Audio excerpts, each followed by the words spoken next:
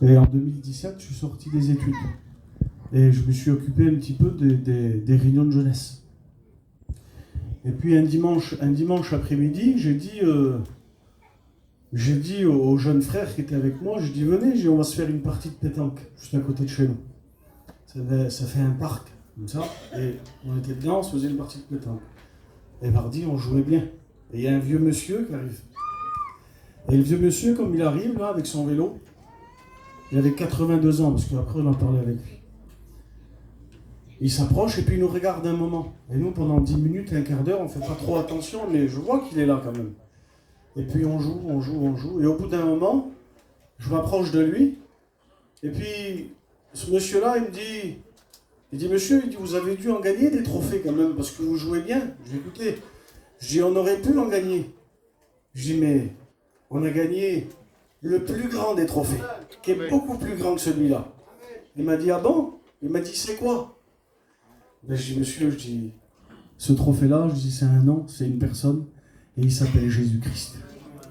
Et quand je lui ai dit ça, il m'a dit, est-ce que vous avez 5 minutes à m'accorder? Ah, je dis, bien sûr, on a 5 minutes, même plus si vous voulez. Et j'ai dit aux garçons qui étaient avec moi, j'ai dit, arrêtons les garçons 5 minutes, je dis, on va parler avec le monsieur. Et il me dit, j'aimerais, c'est lui qui me l'a demandé, que vous me parlez de Jésus-Christ. Et je vous dis en toute vérité, lorsqu'il m'a dit ça, le Saint-Esprit est tombé sur nous. Le Saint-Esprit nous a saisis. On a oublié l'endroit où on était. Et là, avec la grâce de Dieu, j'ai commencé à lui parler de Jésus-Christ.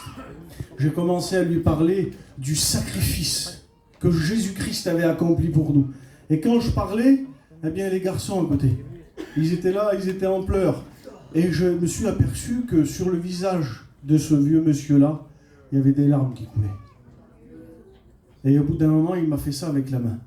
Je me suis arrêté de parler. Il m'a dit, écoutez monsieur, c'est là qu'il m'a dit son âge. Il m'a dit, j'ai 82 ans. Il dit, toute ma vie, c'est ses paroles à lui. Il m'a dit, toute ma vie, j'ai cherché la vérité.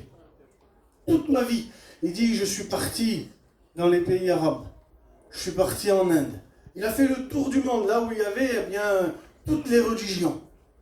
Et il a dit, j'ai jamais trouvé la vérité. Il dit aujourd'hui. Il dit aujourd'hui. Il dit en faisant ma balade à vélo. Il dit j'ai rencontré. Il n'a pas dit j'ai trouvé. Il dit j'ai rencontré la vérité. Et je dis monsieur, vous voulez que je prie pour vous? Il m'a dit oui, priez pour moi. Et ça fait que là on a prié le Seigneur. Le Saint-Esprit, écoutez-moi. Le Saint-Esprit était tombé sur nous. Ça a été une réunion extraordinaire. Ce monsieur-là, on ne l'a plus jamais revu. Mais je le crois véritablement qu'il avait rencontré la vérité ce jour-là. Pourquoi je vous dis ça? Parce que des fois, on aurait tendance dans notre peuple à toujours tarder, à toujours dire, on sait que c'est la vérité, mais on verra. N'attendez pas d'être plus âgé. N'attendez pas demain. La Bible dit qu'on ne peut pas rajouter une seule coudée à notre vie. Alors pendant qu'il est encore temps, rencontrez la vérité. La vérité, c'est Jésus-Christ. Gloire à Dieu.